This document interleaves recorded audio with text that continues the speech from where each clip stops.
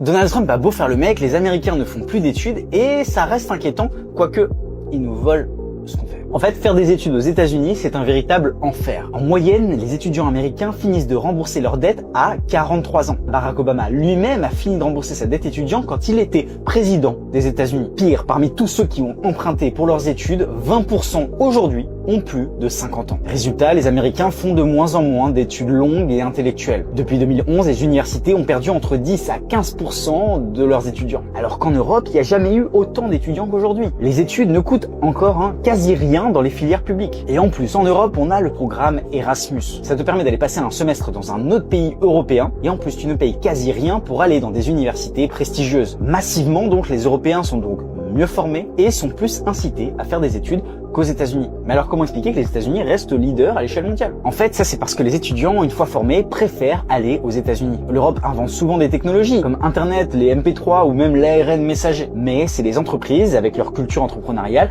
qui vont créer des empires industriels. C'est eux qui sont à l'origine de Google, d'Apple ou encore de Moderna. En fait, le drame de l'Europe, c'est d'être l'incubateur à idées, à ingénieurs, complètement gratuit des États-Unis. Donc nous, en tant que citoyens, on paye des impôts pour que les étudiants soient bien formés, mais c'est les États-Unis qui vont récolter tous les bénéfices de cette formation. Si tout ce qui se passe dans le monde t'intéresse, pense à t'abonner. Moi, je te fais plusieurs vidéos ici toutes les semaines.